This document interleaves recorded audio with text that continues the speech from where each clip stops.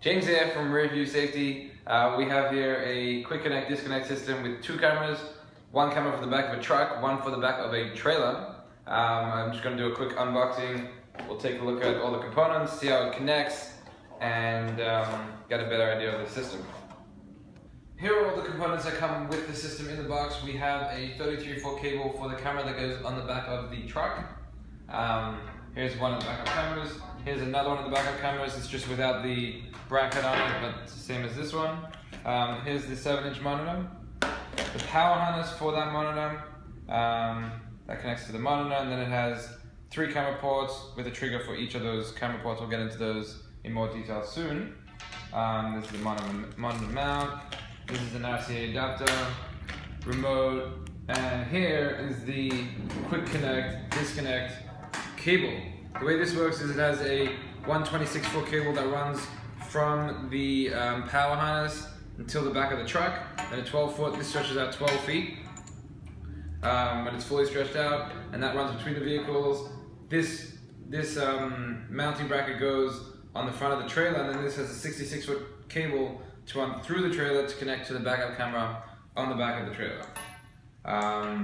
Let's power up this system quickly and see how it works. We're connecting power to just a 12-volt AC adapter that's into a regular wall socket, just for demonstration purposes. What we're going to start off with is just power and ground, just to get the system going, then we'll go into the trigger wires.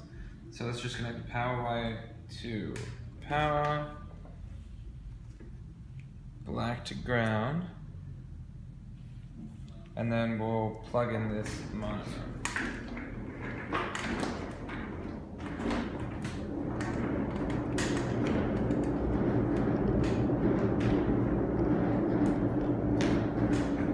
The monitor is getting power, the lights come on, so it's got a good 12 volts power. Let me just grab the rest of this power harness. So here you can see we just mounted the monitor on the table here, and it's getting power. There's a good LED light there showing that it has a good 12 volts. You can see the backlit buttons here. There's a sensor that when it gets dark enough, those backlit buttons brighten. So I'm just covering it with my fingernail so you can see that gets lighter and darker. It's a cool feature of this monitor. We're connecting our first backup camera to port number 3, the blue one. Just imagining that this is running first through the truck, then between the vehicles, then all this going through the trailer.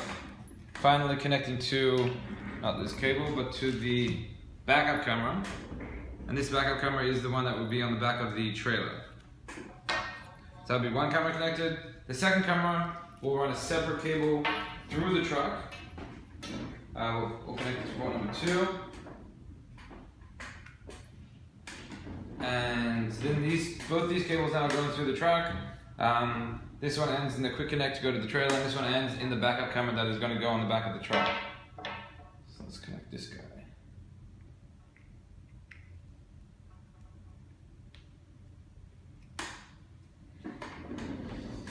Alright, so let's take a look at the monitor now. We're going to do everything manually. As of now, so far we haven't connected any of the trigger wires to power. So all we have connected to power is the red power wire and the black ground wire. So everything is going to have to be controlled manually. We'll turn on the system just by pressing power. There's nothing on channel 1, so you don't see any image.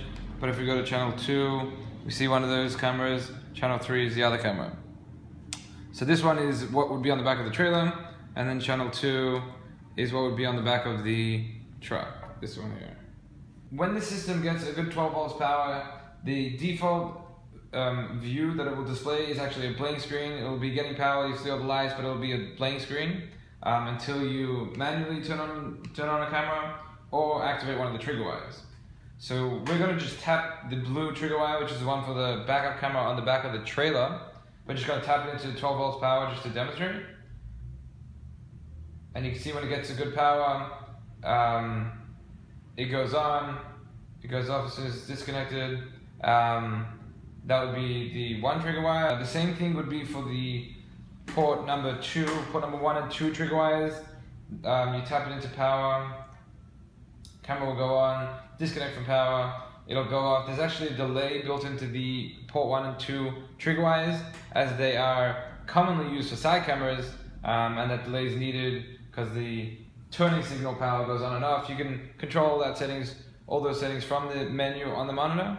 That's the default way that it comes. Some other details with the trigger wires to keep in mind. The distance grid lines will only come on when the blue trigger wire is activated. So as you see now, the blue trigger wire is activated, you see the grid lines. If you see the other trigger wire activated, there's no grid lines. So the point of that is that really you only want the grid lines for the backup camera, and therefore the trigger wire for the backup camera is the one that controls the grid lines. Another thing to keep in mind is that the blue trigger wire overrides the other trigger wires. So if I have the brown trigger wire getting power and the blue trigger wire getting power, the blue will override it and it will go to the backup camera, in this case the one that's on the back of the trailer. In a regular one camera setup, the trigger wiring is very straightforward. You kind of just connect the trigger wire for the backup camera to reverse power. That way, as soon as you go into reverse, the backup camera will come on. In our situation, it's a little bit more tricky because you have two backup cameras,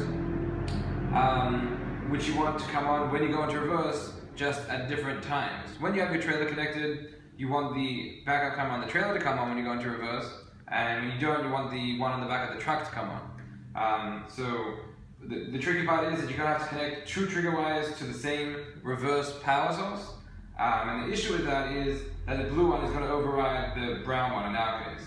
So the backup one on the back of the trailer is going to override the one on the back of the truck. What you can do therefore is you can build a switch to the blue trigger wire, and that will cut power to the blue trigger wire when the trailer is not connected. So what you do is you connect both trigger wires to reverse power, build a switch for the blue one, for the one that's corresponding to the trailer backup camera, that kills power to it when the trailer is not connected. That way the only one getting power will be the brown one, and then when you go into reverse, it will come on, the one that's on the back of the truck will come on. And then when you have the trailer connected, you flip that switch back on, so the blue one is getting power again, and the backup camera on the back of the trailer will come on as this one, the blue one, does override the other one. Besides for the trigger wires connecting the camera views, you can also control everything manually, pressing the on-screen buttons, switching between the camera views like that. Also, there is a remote which comes with the system, and that is very straightforward. You can control the power, the screen coming on and off, you can switch the camera views, you can also control the menu settings, etc. So another way to control the system. Very versatile, very easy, and there you have it.